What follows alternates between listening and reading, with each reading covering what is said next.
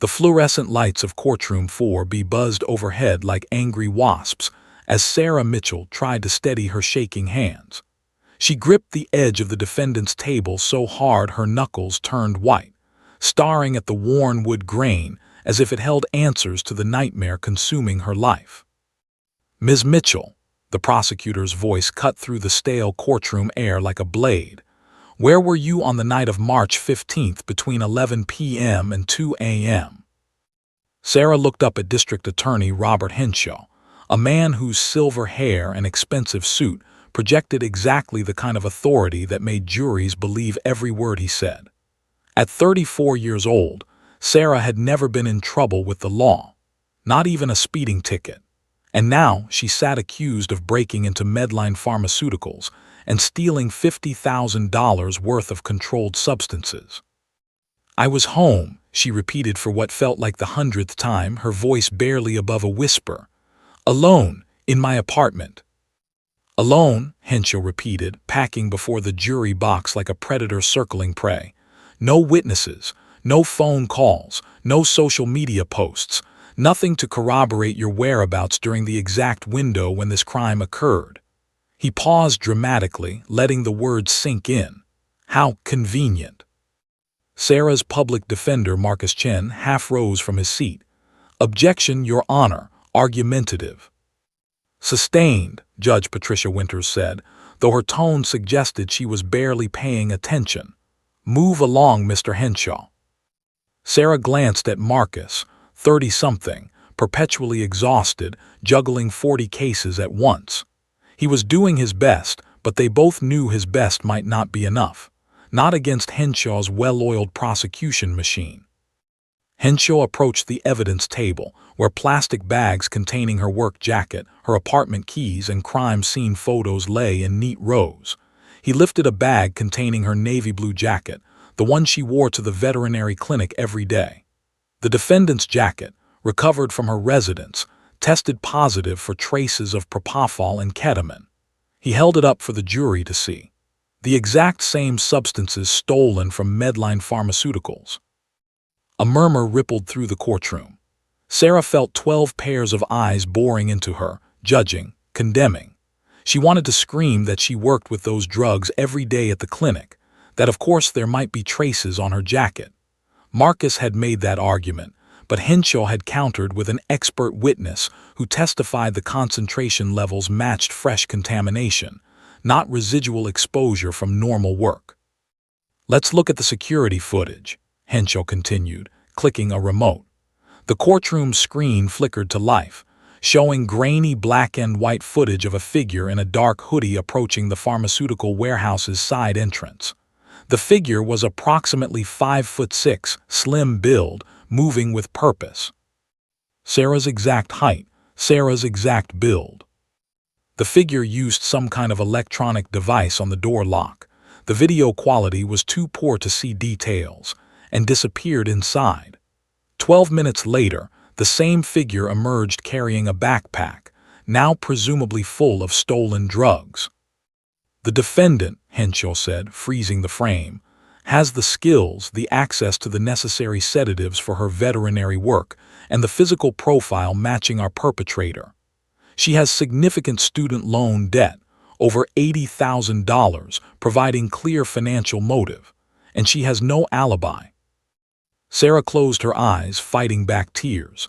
Everything he said was technically true, yet all of it was wrong. She'd been home that night, exhausted after a double shift, watching Netflix and falling asleep on her couch. She'd never stolen anything in her life. The idea of breaking into a pharmaceutical warehouse was absurd. She could barely figure out how to reset her Wi-Fi router. But the evidence didn't care about her character. The evidence painted her as guilty. In the gallery behind her, Sarah heard her mother, Linda, stifle a sob. Sarah couldn't bear to turn around and see the anguish on her face. Her father had died 2 years ago from cancer, and her mother had already endured so much. Now this. Marcus leaned close, whispering, "Stay strong. We still have our defense." But what defense? They'd argued reasonable doubt, pointing out that the security footage never showed the perpetrator's face. They'd questioned the reliability of the trace evidence. They'd emphasized Sarah's clean record, her reputation at the veterinary clinic where she'd worked for 6 years. Dr. Patricia Emerson, her supervisor, had testified that Sarah was trustworthy, compassionate, and dedicated. None of it seemed to matter. Henshaw moved to his final point, the one Sarah had been dreading. "Your Honor, the state has one more witness to present, a witness whose testimony will remove any doubt about the defendant's guilt." Judge Winters checked her watch. "It's 4:30 p.m., Mr. Henshaw. Can this wait until tomorrow?" "I believe the jury would benefit from seeing this witness fresh in the morning, Your Honor. This is a critical piece of evidence." "Very well, we'll adjourn until 9 a.m. tomorrow." The judge's gavel cracked like a gunshot. "The defendant will remain released on bail. Court is adjourned." As the courtroom emptied, Marcus gathered his papers, avoiding Sarah's desperate gaze. "What witness?" she demanded. "You said they'd rested their case." Marcus sighed heavily. "They submitted new evidence this morning, a K-9 unit. Apparently, a police dog tracked a scent from the crime scene to your apartment complex the night of the robbery. They're bringing the dog in tomorrow to demonstrate scent identification." Sarah's blood ran cold. "A police dog, Marcus, that's—" "I know. I tried to block it, but the judge allowed it. These demonstrations are powerful with juries. They see a trained police dog identify someone and—" He trailed off, but Sarah understood. Game over. She walked out of the courthouse into the gray Portland afternoon, her mother clutching her arm.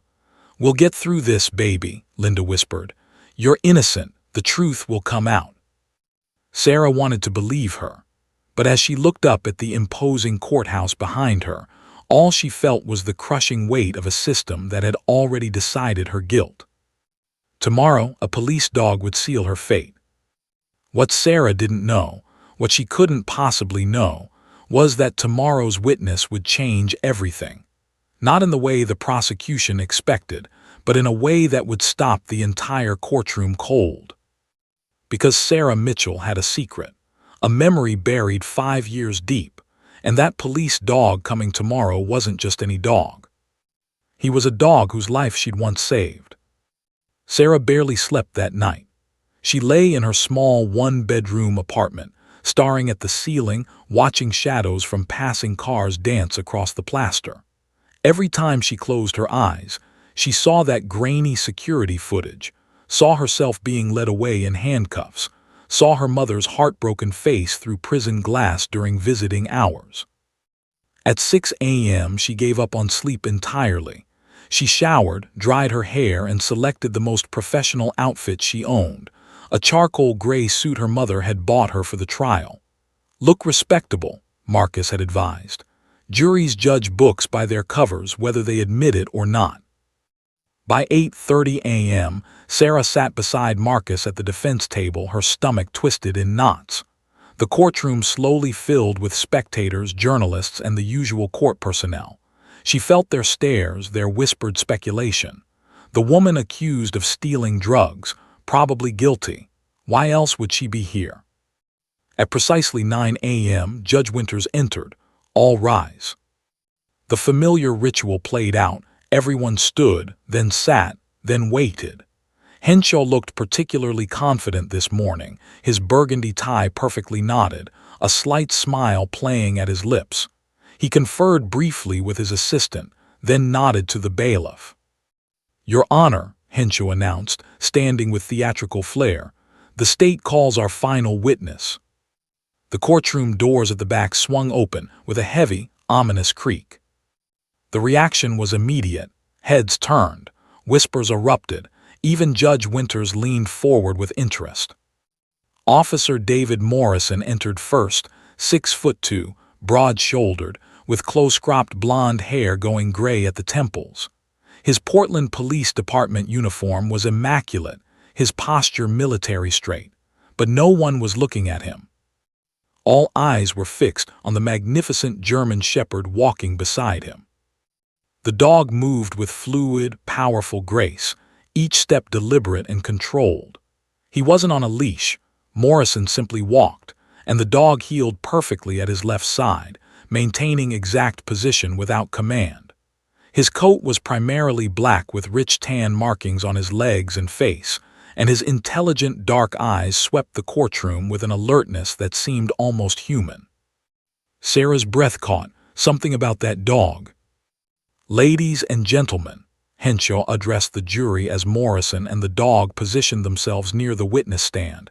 "Meet K9 Officer Rex, badge number K347, Portland Police Department."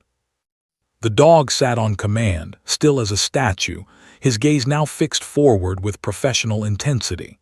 His ears stood alert, constantly swiveling to catch every sound. This was no pet. This was a highly trained law enforcement officer who happened to have 4 legs. Morrison took the witness stand, raising his right hand for the oath. The dog remained perfectly positioned beside the stand, not moving a muscle. "Please state your name and occupation for the record," the court reporter said. "Officer David Morrison, K9 Unit, Portland Police Department. 14 years of service, the last 8 as a K9 handler." Henshaw approached with practiced ease.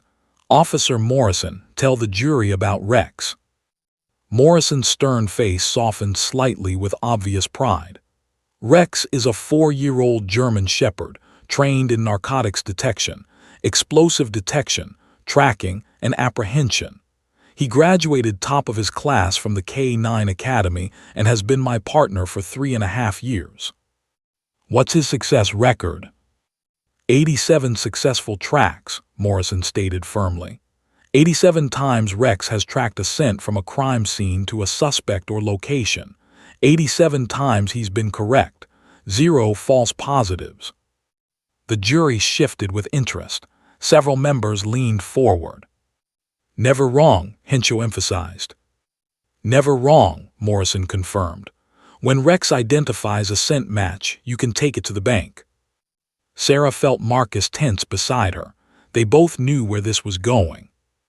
Henshaw pulled out a crime scene photo. On the night of March 15th, was Rex at the Medline Pharmaceuticals warehouse? "Yes, sir. We were called to the scene at 2:47 a.m., approximately 45 minutes after the break-in was discovered." "What did Rex do?" Morrison straightened in his seat. "I gave Rex a scent article from the point of entry, the side door where the perpetrator gained access. Rex picked up the trail immediately. We tracked for 8 blocks through downtown Portland, across 2 parking lots, and to the entrance of the Riverside Apartments complex on Morrison Street." Sarah's apartment complex. The jury's eyes swiveled to her like a unified organism. She felt her face flush, her hands trembling under the table. "And what's significant about that location?" Henshaw asked, though everyone in the room already knew. "That's where the defendant, Miss Sarah Mitchell, resides, apartment 3C. The courtroom erupted in whispers. Judge Winters banged her gavel twice. "Order." Marcus scribbled furiously on his legal pad. "We'll argue contamination. You work nearby. Your scent could be anywhere in that area." But Sarah barely registered his words. Her eyes were locked on the dog. Rex sat motionless beside the witness stand, the picture of canine discipline. Yet something nagged at her mind. That white patch barely visible beneath his dark chest fur. "Officer Morrison," Henshaw continued, "can Rex identify individuals by scent?" "Absolutely. If Rex has tracked someone's scent, he can identify that individual in a lineup, a crowd, even months later. A dog's sense of smell is 10,000 to 100,000 times more acute than a human's. To Rex, every person has a unique scent signature, like a fingerprint. Has Rex ever failed such an identification?" "Never." Henshaw turned to the judge. "Your Honor, the state requests permission to conduct a demonstration. We'd like Rex to identify whether anyone in this courtroom matches the scent he tracked from the crime scene." Marcus shot to his feet. "Objection, this is highly prejudicial and—" "Your Honor," Henshaw interrupted smoothly, The defense has questioned our evidence at every turn. This demonstration will provide irrefutable proof. The dog will either identify someone or he won't. Simple, objective, and impossible to argue with." Judge Winters considered for a long moment. Sarah held her breath. "Objection overruled. You may proceed, Mr. Henshaw, but keep it brief and controlled." Sarah's world tilted. This was it. This was how her life ended. Morrison stepped down from the witness stand, Rex rising fluidly beside him. "Rex will now work the room," Morrison explained to the jury. "If he identifies a scent match, he'll indicate by sitting directly in front of that person and maintaining eye contact." The courtroom fell silent. Sarah could hear her own heartbeat pounding in her ears. Morrison and Rex began at the far side of the room, the dog's nose working, sampling the air. They moved through the gallery, past the court reporter, along the jury box. Rex showed no interest, maintaining his professional demeanor. Then they turned toward the defense table. Rex's ears perked forward slightly. His pace didn't change, but something in his body language shifted, an alertness, a focus. Sarah's hands gripped the table edge, 10 feet away, 8 feet, 6 feet. And then she saw it clearly for the first time, a small white patch on Rex's chest, shaped almost like a lightning bolt, mostly hidden by his darker fur. Her heart stopped. No, it couldn't be. But even as denial flooded her mind, recognition crashed over her like a wave. That patch, that specific, distinctive marking, she'd seen it before. 5 years ago, on a dying puppy she'd fought desperately to save. "Oh my God," she whispered, so quietly only Marcus heard. "What?" he hissed. Rex was 3 feet away now, his intelligent eyes sweeping across her face. Sarah's mind reeled back 5 years to a cold November night, to a limp puppy in her arms, to 3 days of desperate vigil, to a young dog she'd called. "Max," she breathed. And at that exact moment, Rex stopped walking. His entire body went rigid. His ears shot forward. His dark eyes locked directly onto Sarah Mitchell's face. The star witness had found his target. Time seemed to slow to a crawl. Rex stood 3 feet from Sarah, his body rigid, his intense dark eyes locked onto her face. The courtroom held its collective breath, waiting for the dog to make his final indication, to sit in front of her and seal her fate with his perfect track record. But something was wrong. Rex didn't sit, he didn't move. He simply stared at Sarah with an expression that seemed almost confused. His tail, which had been still and professional, gave the smallest twitch. Once. Twice. Officer Morrison noticed the hesitation. "Rex, seek," he commanded quietly, encouraging the dog to complete his indication. Sarah couldn't breathe. Her eyes were glued to that small white patch on Rex's chest, mostly hidden beneath his dark fur. Lightning bolt-shaped, distinctive, impossible to forget. "Marcus," she whispered urgently, her voice trembling. "Marcus, I need to tell you something." Her attorney was focused on the dog, calculating their rapidly diminishing options. "Not now, Sarah. Let me think." "That's not just any police dog." Sarah's hand shot out and gripped Marcus's sleeve with desperate intensity. "That's Max."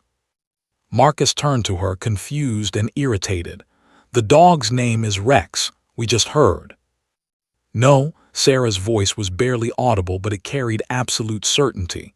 "His name was Max, 5 years ago. I know this dog, Marcus, I know him." Before Marcus could respond, Sarah's eyes locked onto the white patch again, and suddenly she wasn't in the courtroom anymore. 5 years earlier, November 3rd, 11:47 p.m. Sarah had been finishing her shift at Advanced K9 Medical Center, a specialized veterinary clinic that primarily treated police dogs, military working dogs, and search and rescue canines. It had been a slow Tuesday night, just routine checkups and one minor suture removal. She was cleaning instruments in the back when the front door crashed open. "I need help, please, somebody help." Sarah dropped what she was holding and ran to the front. A man in a police uniform, younger than he appeared now, less gray in his hair, stood in the doorway cradling a German Shepherd puppy. The puppy was limp, its breathing shallow and labored, foam around its mouth. "He's been poisoned," the officer Morrison, his name Tag Reed, said, his voice breaking. "Training exercise went wrong. He got into something at the facility. Antifreeze, we think, or rat poison. Please, he's only 6 months old. Please save him." Dr. Helena Park rushed out from her office. "Get him on the table, now." What followed was a blur of controlled chaos. Sarah assisted Dr. Park, moving with practiced efficiency despite the panic clawing at her chest. The puppy, his intake form said his name was Max, was crashing. His temperature was dropping. His heart rate was erratic. "Starting gastric lavage," Dr. Park announced. "Sarah, prep the IV. We need activated charcoal stat." Sarah's hands moved automatically, drawing up medications, finding veins in the puppy's small leg, monitoring vitals that were sliding in the wrong direction. Max's eyes were half open, glazed and unfocused. He was dying. "He's going into cardiac arrest," Sarah called out as the monitor flatlined. Dr. Park swore and began compressions on the tiny chest. "Come on, come on." Sarah grabbed the ambu bag, providing rescue breaths between compressions. 30 seconds, a minute. The monitor stayed flat. "Again," Dr. Park ordered, administering epinephrine. Sarah compressed the small chest, feeling the fragile ribs beneath her palms. "Please," she thought desperately, "please don't die. You're just a baby." The monitor beeped, once, twice. A rhythm emerged, weak but present. "We've got him back," Dr. Park breathed. "But he's not out of the woods. Sarah, I need you to stay with him tonight. Monitor him constantly if he crashes again." "I'll be here," Sarah promised immediately. Officer Morrison stood against the wall, his face pale, looking like he might pass out. Will he make it?" "I don't know," Dr. Park said honestly. "The next 24 hours are critical. Sarah's the best tech I have. If anyone can pull him through, she can." Morrison nodded numbly and left after gently touching the puppy's head, whispering something Sarah couldn't hear. That night became 3 days and 3 nights. Sarah barely left Max's side. She set up a sleeping bag in the large kennel where they'd placed him, surrounding him with warm blankets and monitoring equipment. Every 2 hours she checked his vitals, administered medications, adjusted his IV. But more than medical care, she talked to him. Max's initial trainer had been German, Morrison had mentioned, and had started basic commands in German before the poisoning incident. So Sarah, who'd minored in German in college, spoke to the puppy in his native training language. "Guten Morgen, Max," she'd whisper when the sun rose. "Good morning. Du bist ein guter Jung. You're a good boy. Bleib bei mir. Stay with me." On the second night, Max crashed again. Sarah performed CPR alone at 2 a.m., tears streaming down her face as she compressed his chest. "Bleib bei mir," she shouted. "Stay with me. Don't you dare give up." His heart restarted, barely, but it restarted. By the third morning, exhausted beyond measure, Sarah lay in the kennel beside the puppy, her hand resting gently on his chest, feeling each precious heartbeat. She dozed off when she felt something wet on her face. Max's eyes were open, truly open for the first time since he'd arrived. His tail gave a weak wag, and he was licking her cheek. "Max," Sarah sobbed, pulling the puppy carefully into her arms. "Oh, Max, you made it, you brave, brave boy." She'd stayed with him through his recovery, watching him grow stronger each day. His personality emerged, playful, intelligent, affectionate, but with an underlying drive and focus that marked him as special. Perfect for police work, Dr. Park noted. When Officer Morrison came to pick Max up a week later, he'd been overwhelmed with gratitude. "I don't know how to thank you," he'd said, tears in his own eyes. "You gave him a second chance at life." Take care of him, Sarah had replied, kneeling to say goodbye. Max had pressed against her, seeming to understand. Auf Wiedersehen, Max. Goodbye. She'd kissed the white lightning bolt patch on his chest, and Morrison had led him away. That was the last time Sarah had seen him, until now. The memory crashed back into the present with jarring force. Sarah gasped, her eyes refocusing on the courtroom, on the dog standing before her. Rex Max was still staring at her, his tail now wagging slightly despite Morrison's commands to stay focused. The dog's ears were perked forward, his head tilted just slightly in a way that seemed almost questioning. "Do I know you?" those intelligent eyes seemed to ask. "Sarah, what are you talking about?" Marcus hissed urgently. "You know this dog." "I saved his life," Sarah whispered, fresh tears streaming down her face. "5 years ago he was poisoned. He died twice on the table, Marcus, twice, and I brought him back. I spent 3 days with him. Her voice broke. I called him Max." Marcus's eyes widened as understanding began to dawn. "You can prove this."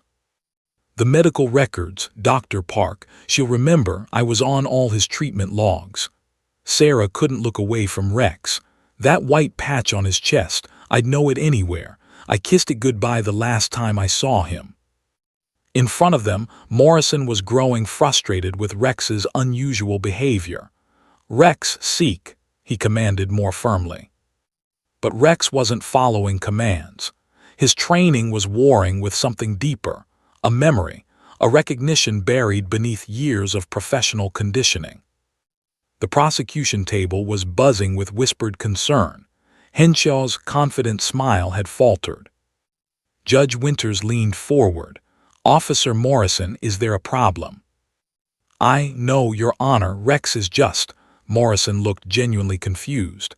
"He's never done this before." Sarah made a decision. Her heart pounding, she slowly reached up and placed her hand on the table edge, making herself visible to the dog. And then, very quietly, she spoke 2 words she'd said 1,000 times 5 years ago. 2 words in German.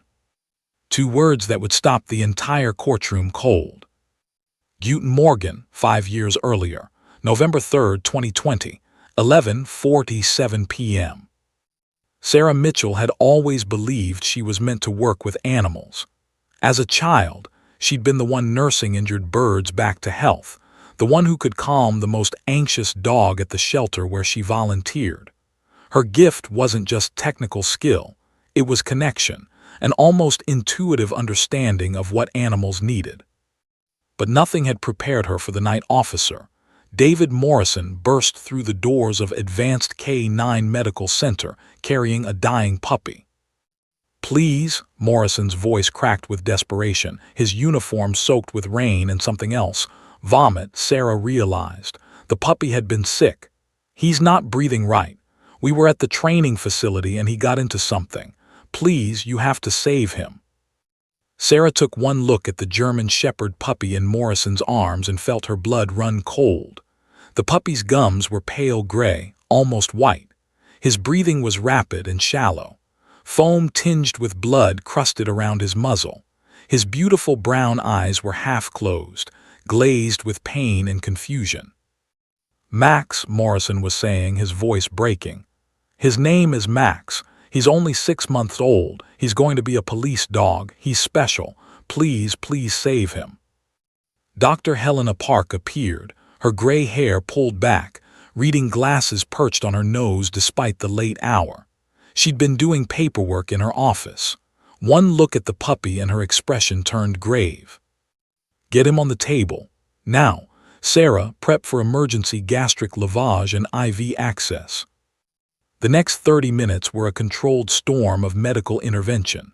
Sarah moved with practiced precision, but her hands trembled as she shaved a patch of fur on Max's tiny leg, searching for a vein. The puppy was so small, so fragile. His veins were collapsing from shock. Come on," Sarah whispered, finally threading the catheter home. "Got it." She taped the IV in place while Dr. Park worked on gastric lavage, pumping the puppy's stomach to remove whatever toxin he'd ingested. The fluid that came back was greenish-black antifreeze mixed with something else. Rat poison too, Dr. Park muttered grimly. He got into a lethal combination. Sarah, start activated charcoal, and get me the ethanol we need to compete with the ethylene glycol metabolism. Sarah's nursing training kicked into overdrive. Draw up medications. Check dosages 3 times. Administer slowly. Monitor, monitor, monitor. But Max was getting worse. His temperature dropped to 95 degrees. His heart rate became erratic, too fast, then too slow, then a terrifying irregular rhythm. The monitor began alarming. "He's crashing," Sarah called out. The puppy's small body convulsed once, then went completely still. The monitor flatlined, emitting a long, continuous tone that filled the room like a death knell. "No," Sarah heard herself shout. "No, no, no." Dr. Park's hands were immediately on the puppy's chest, performing compressions. 1, 2, 3, 4, 5. She counted rhythmically. "Sarah, breathe for him." Sarah grabbed the pediatric ambu bag and fitted the mask over Max's small muzzle, squeezing to deliver oxygen between Dr. Park's compressions. 30 compressions, 2 breaths. 30 compressions, 2 breaths. 30 seconds passed, a minute. The monitor stayed flat. "Epi," Dr. Park ordered, .2 mils. Sarah drew up the epinephrine with shaking hands and pushed it into the IV port. They resumed CPR. Another minute. Still nothing. In the corner, Officer Morrison had slid down the wall to sit on the floor, his head in his hands. He was crying silently, his shoulders shaking. "Again," Dr. Park said, but Sarah heard the defeat creeping into her voice. "Another round of epi." Sarah administered the medication, then returned to the ambu bag.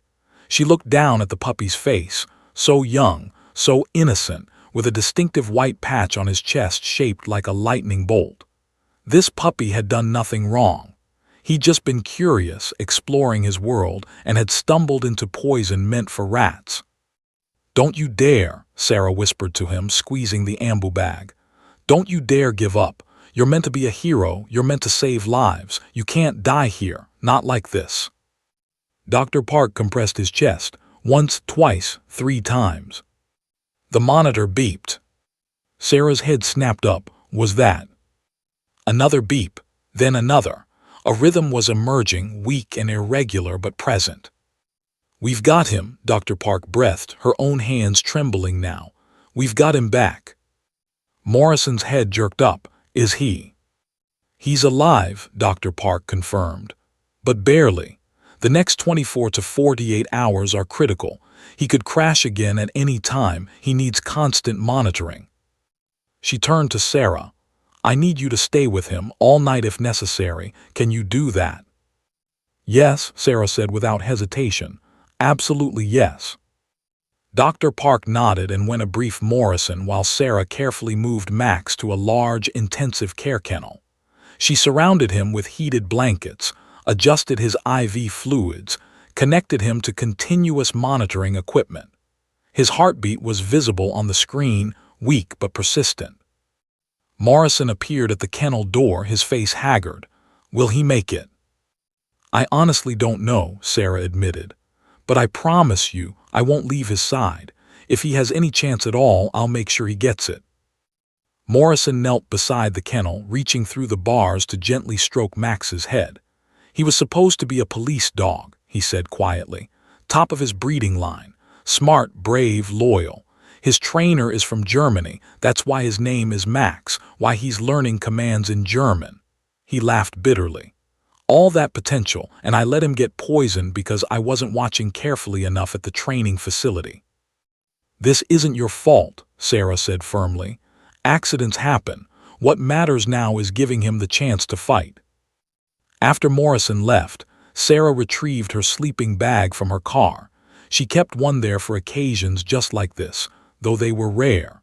She set it up inside the large kennel, effectively moving in with her patient. "Okay, Max," she said softly, settling down beside the puppy. "It's just you and me now, and I'm not going anywhere. That first night was the longest of Sarah's life. She set alarms for every 2 hours to check vitals, administer medications, and adjust his treatment. Between alarms, she dozed fitfully, one hand always resting on Max's side, feeling the rise and fall of his breathing. Around 3 a.m., she noticed his respirations becoming labored again. His temperature was dropping. She called Dr. Park, who walked her through adjusting his medications over the phone. "Talk to him," Dr. Park advised. "I know it sounds unscientific, but I've seen it work. Animals respond to consistent, calm voices. It reduces their stress hormones." So Sarah talked. She told Max about her childhood, about the injured Robin she'd nursed back to health when she was 7, about her father, who taught her to be gentle with all living things, about her dreams of one day opening her own veterinary clinic. And she spoke to him in German, remembering the language from her college courses. "Guten Morgen, Max," she whispered as the sun began to rise. "Das ist ein neuer Tag. This is a new day. Du bist stark. You are strong. Bleib bei mir. Stay with me." She didn't know if he could hear her, if it made any difference, but she kept talking. On the second day, Max remained critical but stable. Sarah left only to use the bathroom and grab quick snacks that Dr. Park brought her. The rest of the time, she stayed in that kennel, monitoring, medicating, and talking. "You're going to be a police dog," she told him. "You're going to save lives, Max. You're going to find lost children and stop bad guys. You're going to be a hero. But first, you have to survive this. You have to fight." The second night at 2:17 a.m., disaster struck again. Sarah woke to the monitor alarming. Max was seizing, his small body rigid, legs paddling, foam at his mouth. The seizure lasted 45 seconds, then stopped. His heart rate plummeted. "No," Sarah scrambled to check his pulse manually. Weak, thready, disappearing. The monitor flatlined again. "Not again." Sarah positioned her hands on his chest. "Bleib bei mir, Max, stay with me." She began compressions on his tiny chest, counting aloud in German. 1, 2, 3, 4, 5. 1, 2, 3, 4, 5. At 30 compressions, she delivered 2 rescue breaths, then back to compressions. Tears streamed down her face. "Du darfst nicht aufgeben, you can't give up. Ich gebe nicht auf, I won't give up." 1 minute of CPR, 2 minutes. Her arms burned, her shoulders screamed, but she didn't stop. "Bleib bei mir," she shouted, her voice raw. 3 minutes. And then a beep, faint but unmistakable. Max's heart was beating again. Sarah collapsed beside him, sobbing. "That's it, Max, that's it. Keep fighting, please keep fighting." By the third morning, something miraculous began to happen. Max's vitals stabilized. His temperature normalized. His breathing deepened and steadied. Around 9 a.m., exhausted beyond description, Sarah lay in the kennel with her head on her folded arms, her hand resting on Max's side. She'd finally dozed off when she felt something warm and wet on her face. Her eyes flew open. Max was awake, truly awake. His brown eyes were clear and focused. His tail gave a weak but definite wag, and he was licking her cheek. "Max," Sarah's sob was half laugh, half cry. She carefully gathered the puppy into her arms. "Oh, Max, you did it, you brave, incredible boy, you did it." Max snuggled against her chest, right over her heart, as if seeking the beat that had refused to give up on his own. Sarah held him and cried tears of pure relief and joy. For the next 4 days, she continued to care for him as he grew stronger. His personality emerged, playful but focused, affectionate but driven. Every morning she greeted him the same way, "Guten Morgen, Max." And every morning, his tail wagged harder in response. When Officer Morrison came to take him home on day 7, Max was healthy, energetic, and ready to resume his training. "I can never thank you enough," Morrison said, his voice thick with emotion. "You gave him back his future." Sarah knelt one last time beside Max. She kissed the white lightning bolt on his chest and whispered in German, Auf Wiedersehen, mein tapferer Jung. Goodbye, my brave boy. Max licked her face, pressed his head against her shoulder, and then followed Morrison out the door. Sarah stood in the empty clinic and cried, already missing him. She never imagined she'd see him again. She certainly never imagined he'd one day be the witness sent to destroy her life. The courtroom existed in a bubble of suspended time. Rex stood 3 feet from Sarah, his professional training warring with something deeper, something buried in the foundations of his consciousness. His tail twitched, his ears rotated forward. His intelligent brown eyes held a question that seemed to pierce through years and protocol. Officer Morrison tugged gently on the lead. Rex, seek, complete your indication. Marcus Chen leaned close to Sarah, his whisper urgent and harsh. Don't do anything, don't move, don't speak, let me handle. But Sarah wasn't listening to her attorney.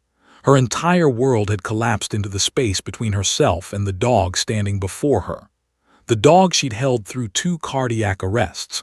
The dog whose chest she'd compressed with desperate hands at 2 a.m. while crying in German. The dog whose life she'd saved. Her Max. The courtroom buzzed with whispered speculation. The jurors leaned forward. District Attorney Henshaw stood frozen at the prosecution table, his confident smile replaced with confusion. Even Judge Winters watched with unusual intensity, sensing something unexpected unfolding. Sarah's hands trembled on the table edge. 5 years of memory crashed over her in waves, the weight of his small body in her arms, the terror of watching the monitor flatline, the unspeakable joy when those brown eyes had finally opened and looked at her with recognition and trust. Guten Morgen, she whispered. The effect was instantaneous and electric. Rex's entire body went rigid. His ears shot forward so fast they seemed to snap to attention. His eyes, those deep, intelligent eyes, widened with something that looked startlingly like shock. For 3 heartbeats, nothing happened. The dog simply stared at Sarah, frozen. Then his tail began to wag. Not the controlled, professional movement of a working police dog. This was different, faster, wider, the unmistakable body language of recognition, of joy. Rex, Morrison's voice carried surprise and alarm. Heel. But Rex wasn't following commands anymore. Something fundamental had broken through his training, shattered the professional distance he'd maintained for 4 years of police work. He pulled forward against Morrison's restraining hand, whining, a high, desperate sound that echoed through the silent courtroom. Rex, no, heel, Morrison commanded more firmly, genuine confusion crossing his face. What the hell? The dog pulled harder, his paws scrabbling against the floor. His whole body strained toward Sarah, tail wagging furiously now, that white lightning bolt patch on his chest clearly visible as he twisted against the lead. Sarah felt tears streaming down her face. Max, she whispered in German, mein tapferer Jung, my brave boy. Rex's whine escalated to a bark, sharp, insistent, desperate. He was trying to reach her, his entire being focused on closing the distance between them. The courtroom erupted. Your Honor, Henshaw shot to his feet, his face flushed. This is highly irregular. I don't know what's happening, but... Order, Judge Winters slammed her gavel. Order in this court. But the chaos was spreading. Jurors whispered frantically to each other. Spectators stood for a better view. Court reporters stopped typing, too shocked to continue. And at the center of it all, Rex fought against Morrison's restraining hand with single-minded determination, his professional training completely abandoned.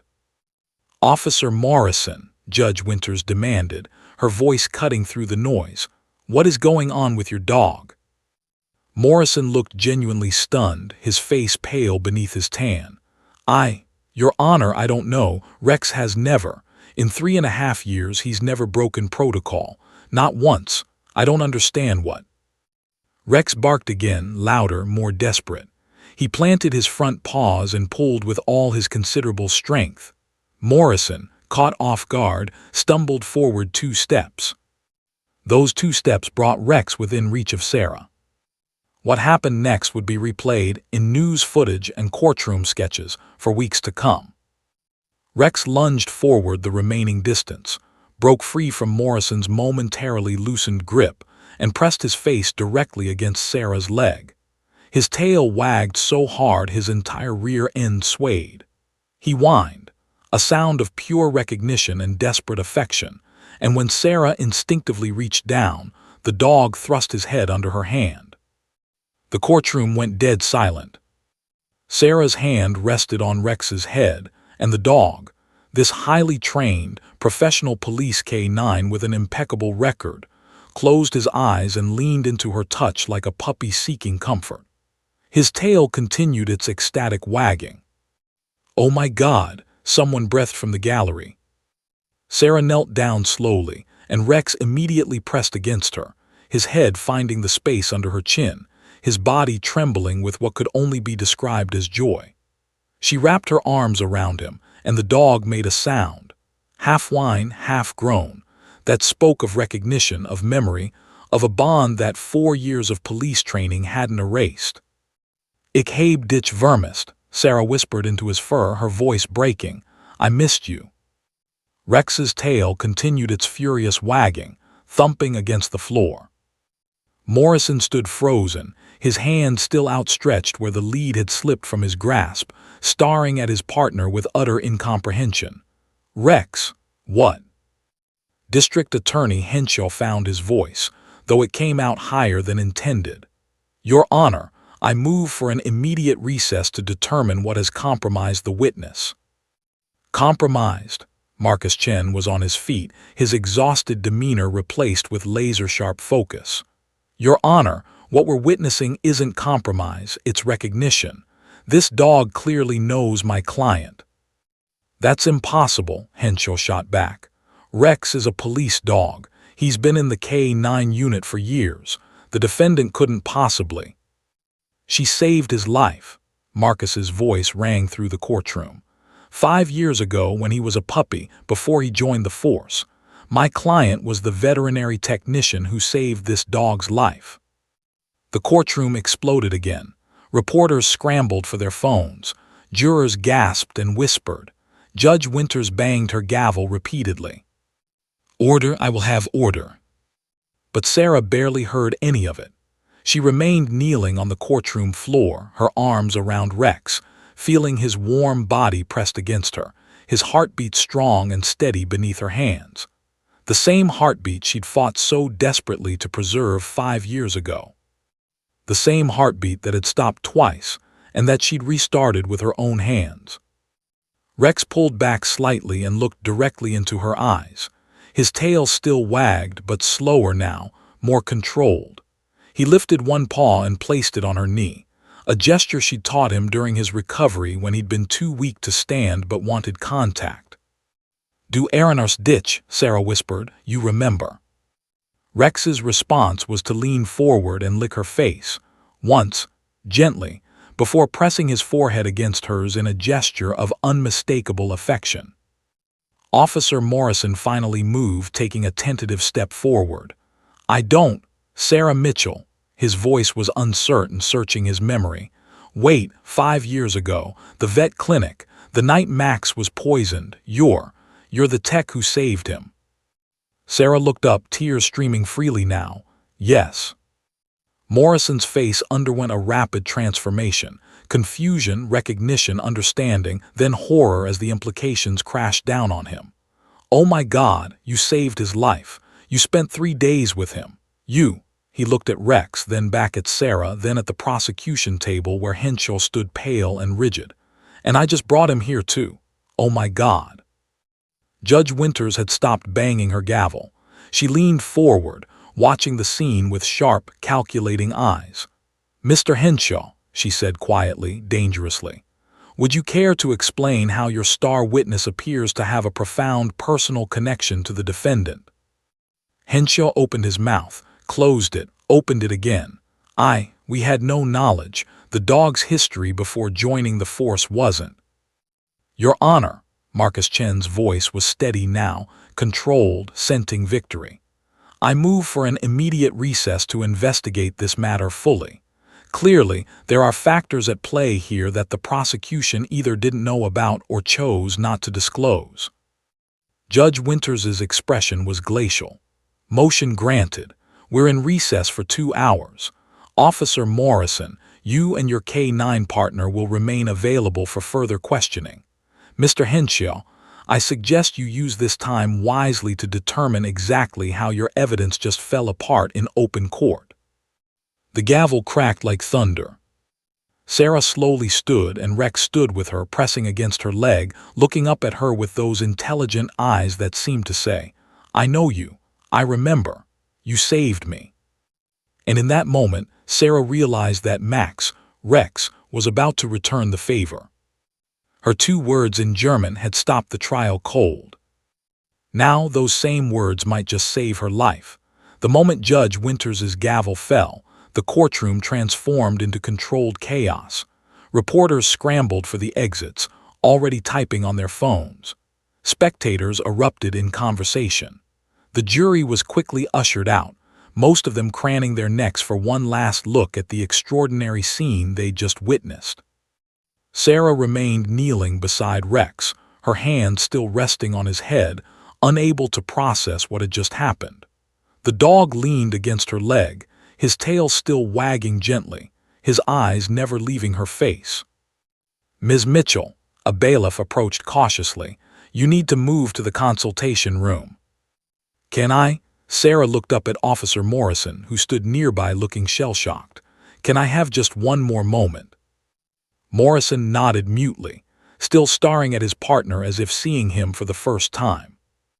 Sarah cupped Rex's face in both hands, looking into those intelligent brown eyes. Du bist ein guter Jung, she whispered. You're a good boy. Du hast es geschafft. Du bist der Held Jordan, der du sein solltest. You made it. You became the hero you were meant to be. Rex's tail wagged harder, and he licked her palm. Come on, Rex, Morrison said quietly, his voice unsteady. The dog hesitated, then obediently moved to his handler's side, though he kept looking back at Sarah as she was led away. In the small consultation room adjacent to the courtroom, Marcus Chen exploded into action the moment the door closed. Tell me everything, he demanded, pulling out his laptop and legal pad simultaneously. Every single detail about that dog. Names, dates, the veterinary clinic, the attending veterinarian, everything. Sarah's hands shook as she tried to organize her thoughts. It was November 2020. November 3rd, I think, late at night. I was working at Advanced K-9 Medical Center on Riverside Drive. Morrison brought in a 6-month-old German Shepherd puppy, Max. He'd been poisoned, antifreeze and rat poison. He was dying. Marcus typed furiously, Go on. Dr. Helena Park was the attending veterinarian. We worked on him for hours. He died twice, Marcus. His heart stopped twice and we brought him back. Sarah's voice broke with the memory. I stayed with him for 3 days, around the clock. I slept in his kennel. I administered all his medications. I talked to him in German because his original trainer was German. German, Marcus repeated, his eyes lighting up. That's why you said Guten Morgen. You weren't just guessing, you were using a phrase he'd have heard during recovery. I said it every morning when I checked on him. Sarah wiped her eyes. For 3 days straight, it became our thing, I guess, our connection. Marcus was already pulling up his phone, searching. Advanced K-9 Medical Center, Riverside Drive, still in business. Dr. Helena Park. He dialed a number. Pick up, pick up, pick up. You're calling the clinic. We have 2 hours to build a defense around what just happened and I need corroboration. His face brightened. Hello, yes, this is Marcus Chen. I'm a public defender representing Sarah Mitchell. I need to speak with Dr. Helena Park urgently. It's regarding a patient from November 2020. A pause. Yes, I'll hold. Sarah paced the small room, adrenaline coursing through her veins. What if she doesn't remember? It was 5 years ago. They treat dozens of dogs. A puppy that died twice and survived. Trust me, she'll remember. Marcus put his hand over the phone. What else? Any paperwork, logs, anything with your name on it. Treatment logs. I had to sign off on every medication administration, every vital check. They're required to keep records for at least 7 years for liability purposes. Marcus's eyes gleamed. Perfect. That's documentary evidence. He straightened. Dr. Park. Yes, thank you for taking my call. I have an urgent question about a patient you treated in November 2020. A German Shepherd puppy, approximately 6 months old, poisoning case. Died twice during treatment. A pause. Sarah held her breath. You do remember, Marcus grabbed his pen. The technician who stayed with him around the clock, can you confirm her name was Sarah Mitchell? Another pause. His face broke into a grin. You can testify to that, and you still have the treatment records. He was scribbling notes frantically.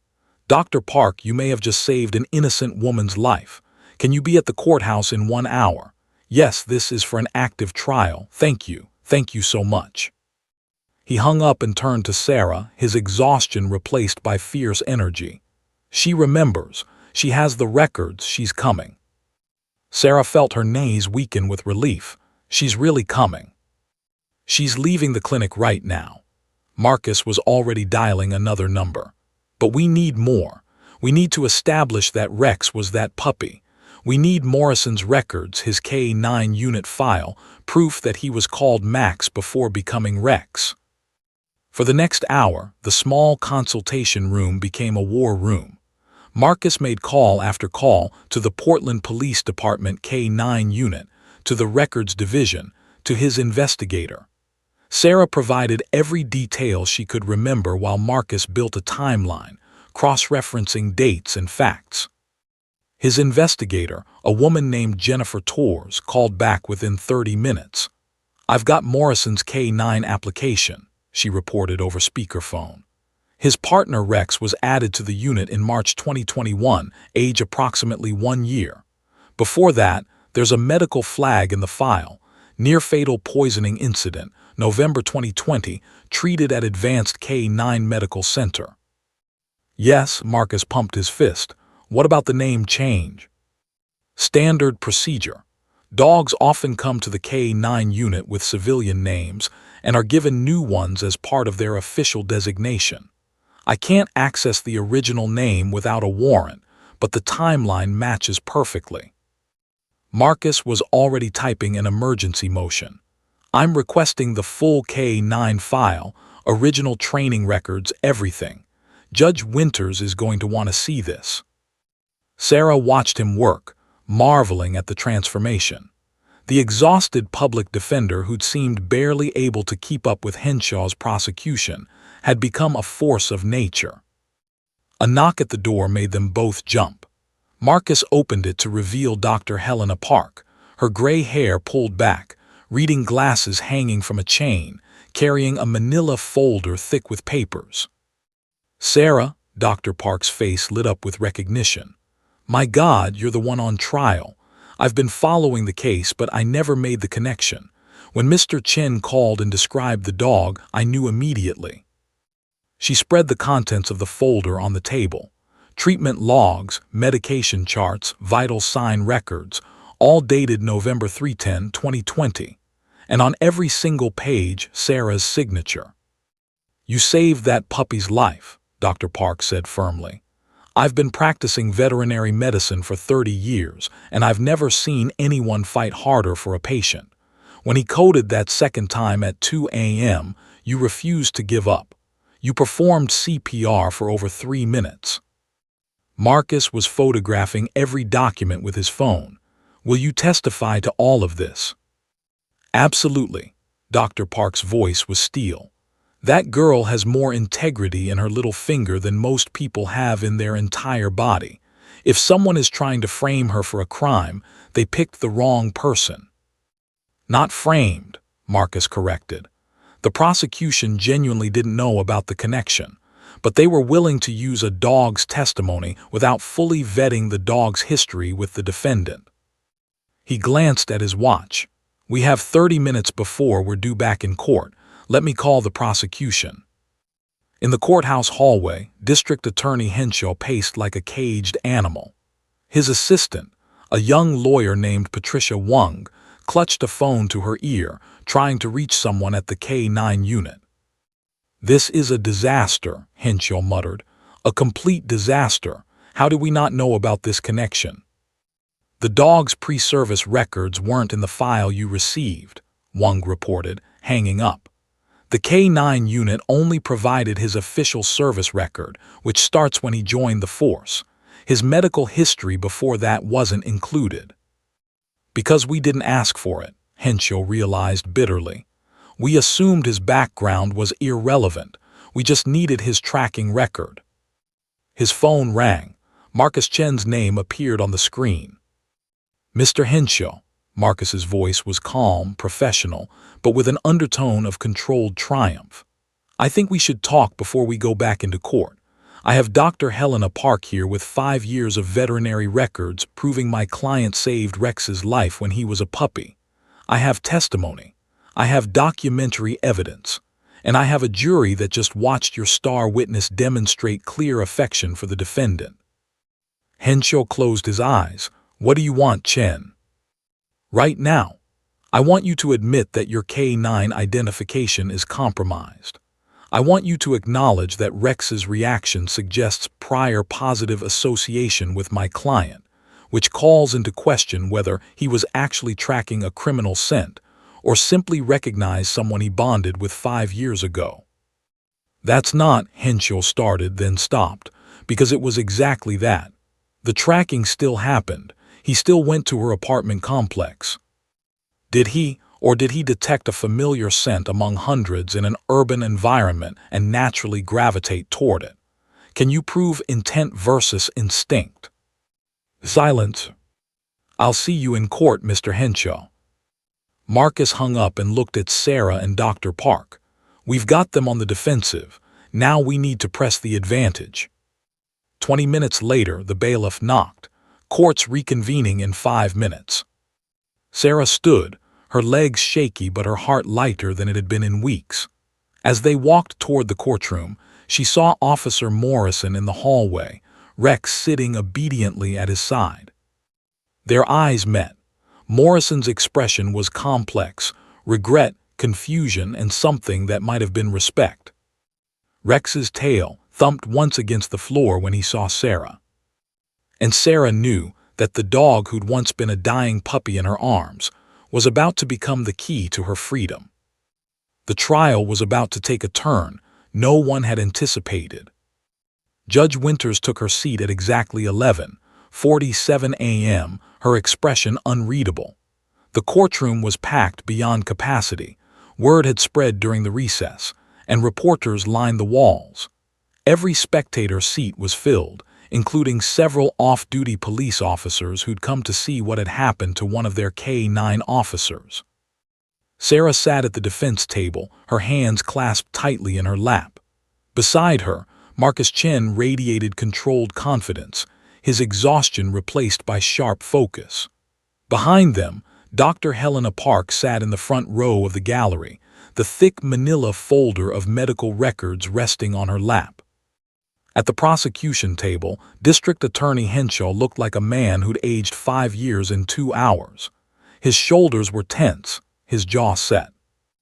"Mr. Chen," Judge Winters said, her voice cutting through the murmurs, "I understand you have information relevant to the matter we witnessed before recess."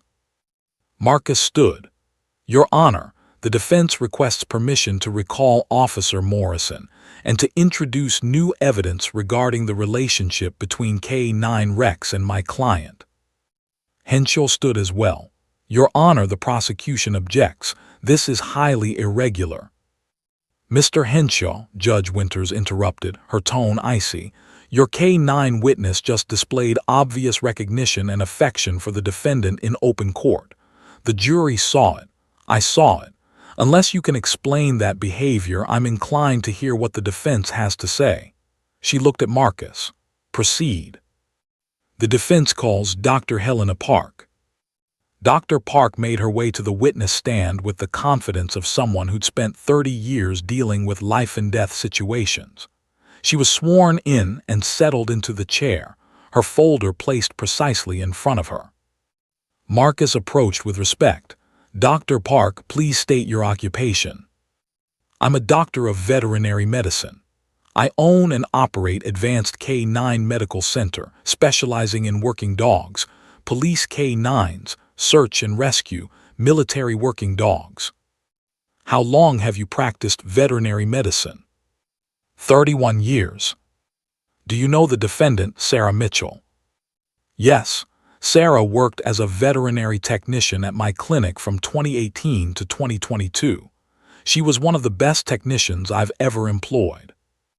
Marcus opened his folder. Dr. Park, I'm going to direct your attention to November 3, 2020. Do you recall that date? Dr. Park's expression grew solemn. I do, very clearly. That was the night Officer Morrison brought in a 6-month-old German Shepherd puppy who'd been critically poisoned. A murmur swept through the courtroom. Several jurors leaned forward. Can you describe what happened that night? The puppy, his intake name was Max, was in severe distress when he arrived. Antifreeze poisoning combined with rodenticide ingestion. His prognosis was extremely poor. Dr. Park's voice was steady, but emotion flickered in her eyes. We immediately began emergency treatment, gastric lavage, IV fluids, activated charcoal, ethanol administration to counter the ethylene glycol. What happened during treatment? The puppy went into cardiac arrest. Dr. Park paused, letting that sink in. His heart stopped. Sarah and I performed CPR. She managed the airway while I did chest compressions. We administered epinephrine. After approximately 90 seconds, we got him back. The courtroom was silent. Even Henshaw had stopped writing notes. Did that happen only once? Marcus asked quietly. No, approximately 12 hours later, Max coded again. This time, Sarah was alone with him. It was 2:17 a.m. She performed solo CPR for over 3 minutes before his heart restarted. Dr. Park looked directly at the jury. That puppy died twice, and Sarah Mitchell brought him back both times. Sarah felt tears burning behind her eyes. Beside her, Marcus continued. What happened after he stabilized? Sarah volunteered to stay with Max around the clock.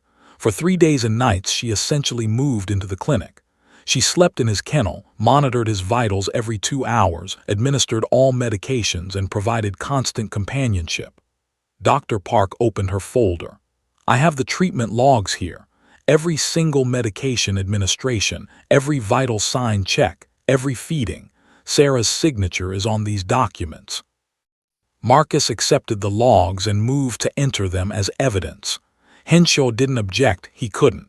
The documents were legitimate medical records.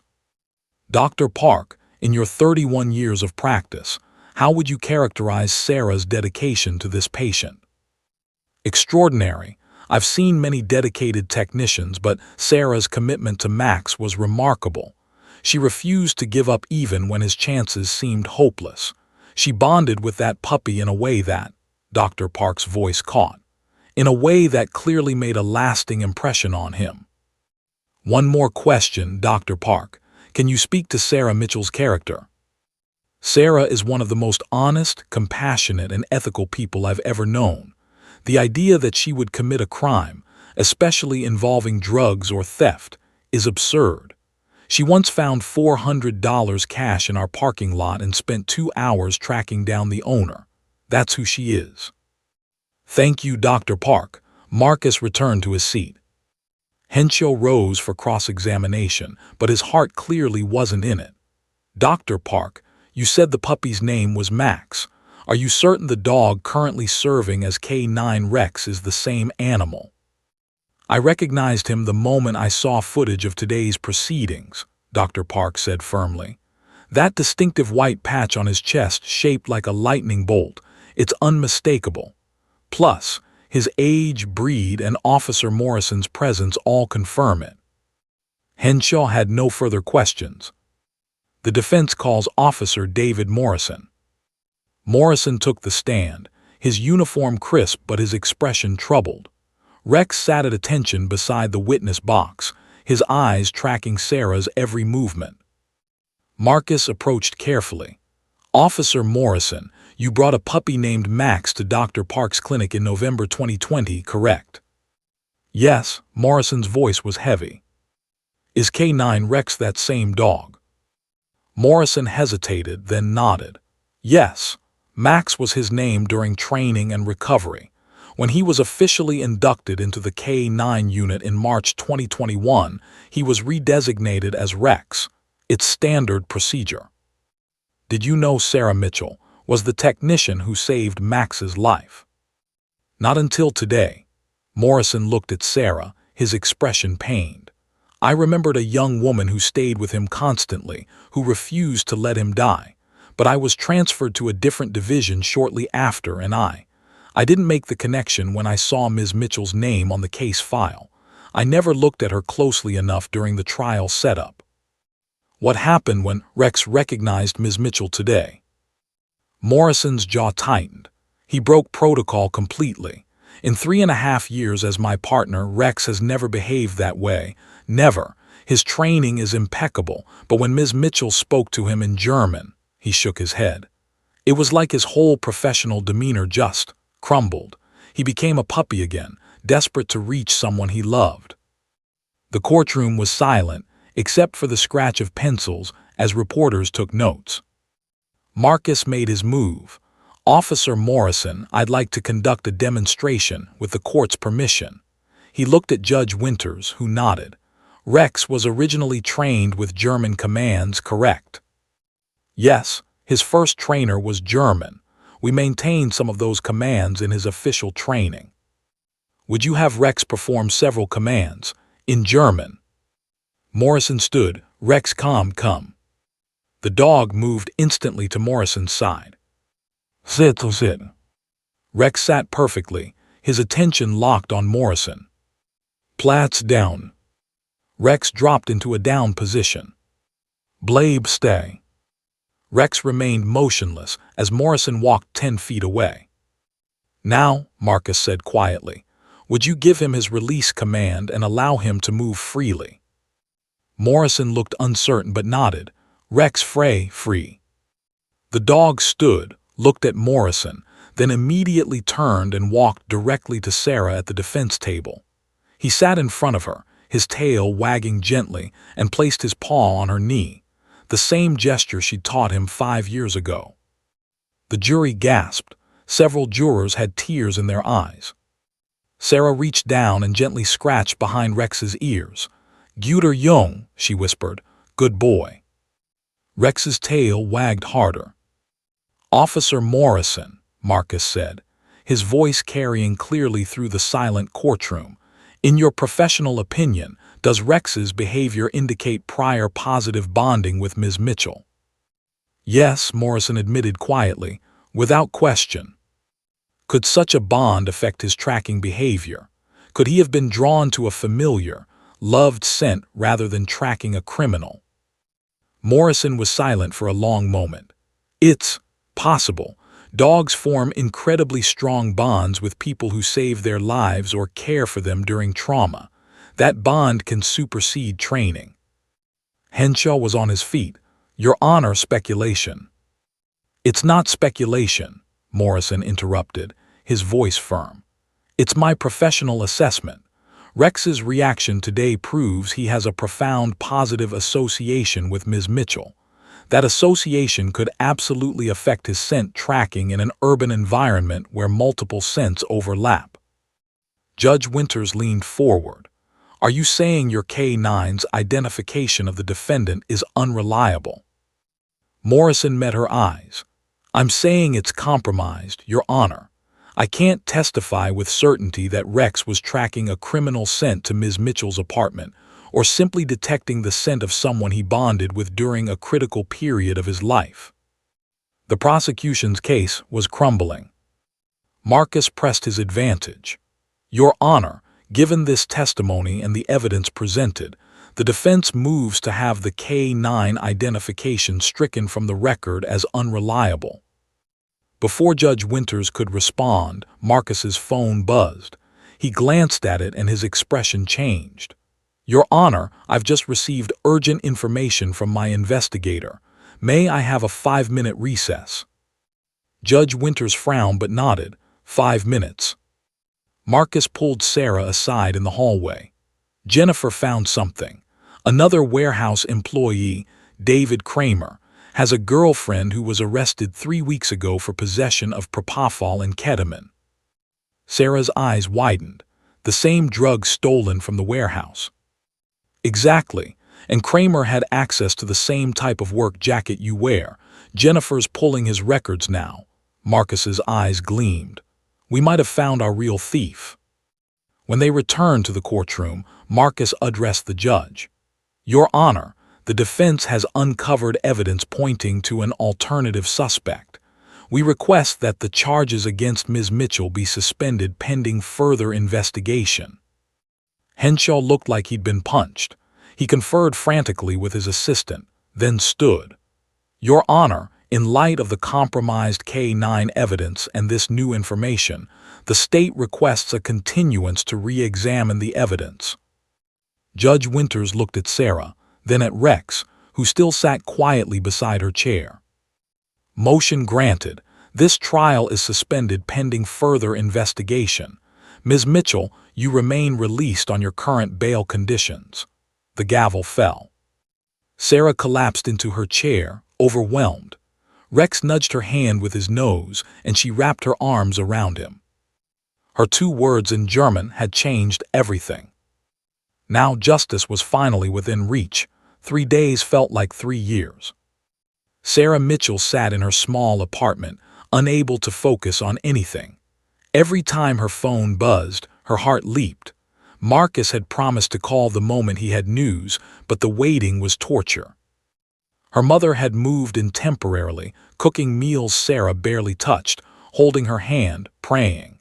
The television news replayed footage of Rex's reaction in the courtroom on a constant loop. Dog recognizes woman who saved his life, read the headlines. K-9 testimony collapses prosecution's case. Sarah had become famous for all the wrong reasons, except the story was starting to shift. Social media exploded with support. People dug up her work history, her volunteer activities at animal shelters, testimonials from colleagues. The narrative was changing from accused criminal to wrongly accused hero. But Sarah didn't care about public opinion. She only cared about one thing, the truth. On the morning of the 4th day, Marcus called. They arrested him, he said without preamble. David Kramer. They found stolen pharmaceuticals in his storage unit, including bottles with Medline's inventory numbers. He confessed an hour ago. Sarah's knees buckled. She sat down hard on her couch. He confessed. Everything. He'd been stealing small amounts for months, selling them to his girlfriend's dealer. The night of the break-in, he got greedy and took too much. He wore a jacket similar to yours, same brand, same style. He works in the warehouse, so traces of the drugs on his clothes were common. And, Marcus paused, he planted evidence on your jacket when you left it in the break room one day. He knew security footage was grainy enough to create reasonable doubt about identity. And with you as a suspect, attention would shift away from him. Rage and relief flooded through Sarah in equal measure. That son of a... He's being charged with burglary, theft of controlled substances, and evidence tampering. Henshaw called me personally this morning. All charges against you are being dropped. Officially. You're free, Sarah. Sarah pressed her hand to her mouth, tears streaming down her face. Her mother, who'd been hovering nearby, grabbed her shoulders and pulled her into a fierce hug. The district attorney's office is issuing a formal apology, Marcus continued. And between you and me, I think there might be a settlement conversation in your future for wrongful prosecution. But that's for later. Right now, I need you at the courthouse at 2 p.m. Judge Winters wants to officially dismiss the case." Sarah wore the same charcoal suit she'd worn throughout the trial, but this time her shoulders weren't bowed with fear. Her mother walked beside her up the courthouse steps, squeezing her hand. The courtroom was less crowded than before, just the necessary parties, a few reporters, and several familiar faces. Dr. Helena Park sat in the gallery, smiling warmly. Jennifer Torres, Marcus's investigator, gave Sarah a thumbs up. And there, near the prosecution table, stood Officer David Morrison with Rex at his side. Sarah's breath caught. She hadn't seen them since that extraordinary moment in court 4 days ago. Rex's ears perked immediately when Sarah entered. His tail began wagging, but he remained in perfect heel position, his training holding. Still, his eyes never left Sarah's face. Judge Winters entered, and the proceedings began swiftly. Henshaw stood and formally moved to dismiss all charges against Sarah Mitchell with prejudice, meaning they could never be brought again. He offered a brief, stilted apology on behalf of the district attorney's office. Judge Winters looked at Sarah. "Ms. Mitchell, I want to add my personal apology. The system failed you. You should never have been in this position. The charges are dismissed. Your record will be expunged. You're free to go." The gavel fell one final time. Sarah felt 4 years of nightmare dissolve in an instant. Marcus hugged her. Her mother sobbed with joy. Dr. Park applauded. As people began filing out, Morrison approached hesitantly, Rex beside him. "Ms. Mitchell," he said quietly, "I owe you an apology that goes beyond what happened in this courtroom. You saved my partner's life, and I almost destroyed yours without even realizing it." Sarah looked at him, then at Rex, whose tail was wagging so hard his entire back half swayed. "You didn't know. I don't blame you, Officer Morrison." "David," he said, "please call me David." He paused, then made a decision. Would you like a few minutes with him, with Rex?" Sarah's eyes filled with tears. "Could I?" "I think he'd like that too." Morrison led them outside to a quiet courtyard behind the courthouse. The autumn sun was warm, leaves falling in gentle spirals from the oak trees. When they reached a secluded bench, Morrison gave a command. "Rex free." The dog immediately moved to Sarah, his professional demeanor melting away. He pressed against her legs, whining softly, his tail wagging with joy. Sarah knelt down, and Rex thrust his head under her chin, exactly as he'd done 5 years ago in that kennel. "Main tap for a Jung," Sarah whispered, wrapping her arms around him. "My brave boy, du hast mich gerettet. You saved me." Rex's response was to press closer, making that half-whine, half-groan sound that spoke of deep recognition and affection. Sarah buried her face in his fur and cried, tears of relief, joy, and overwhelming gratitude. Morrison watched with a small smile. "I looked through his pre-service files after the trial," he said. "Read all the medical notes, saw all your signatures. The night reports where you stayed up with him, talking to him in German. The notes about how you refused to give up." He shook his head. "I never properly thanked you for giving me my partner. Rex is the best K9 I've ever worked with. He saved 3 lives in the field, found 2 missing children, and stopped a robbery. All because you wouldn't let him die." "He was worth fighting for," Sarah said simply, scratching behind Rex's ears in the way she remembered he loved. "I could see it even then. He was special." They sat in comfortable silence for several minutes, Sarah and Rex simply being together, the bond between them undeniable despite 5 years of separation. "I have something for you," Morrison said finally. He pulled out his phone and showed Sarah his camera roll, dozens of photos of Rex in action, in his police vest, alert and professional, receiving a commendation, playing with a tennis ball during downtime. "I thought you might like to see what he became." Sarah scrolled through the photos, pride swelling in her chest. "He's magnificent." "He is, thanks to you." Morrison hesitated. "Look, I know Rex is a working K9 and you've got your own life, but would you like to visit him sometimes? I think it would be good for both of you." Sarah looked up, surprised and touched. "Really?" "Really? You're packed to him, Sarah. That doesn't just go away." Morrison's smile was genuine now. "Besides, I think I owe you about 5 years of updates on what he's been up to." "I'd love that," Sarah said, her voice thick with emotion.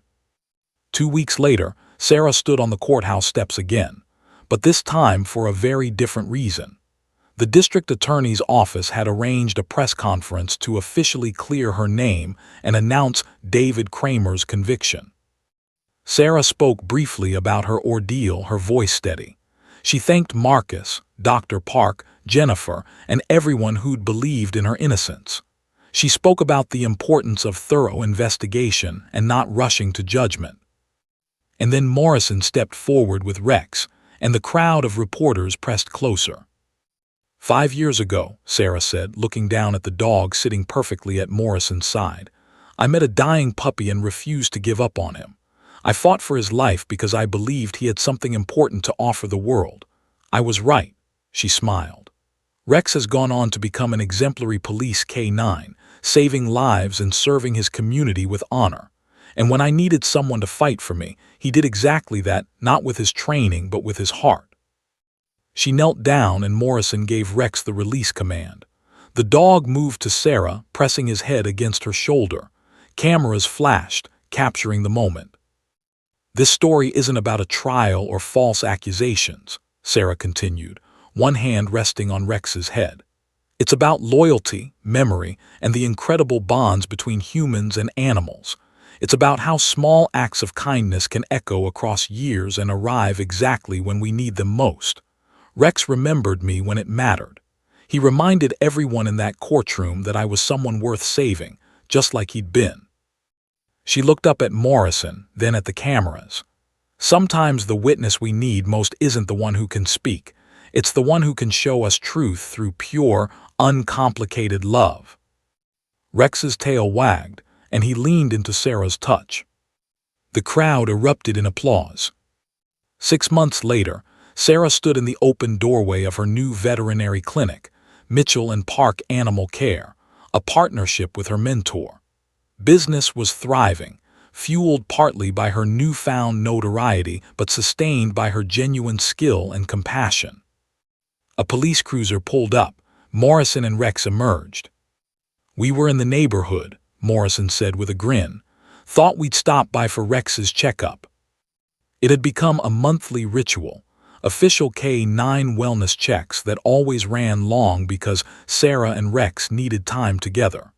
The dog trotted into the clinic like he owned it, going straight to Sarah's office where she kept his favorite treats. "Guten Morgen, Max," Sarah said softly, using the name that belonged to their shared past. Rex's tail wagged, and he pressed against her leg.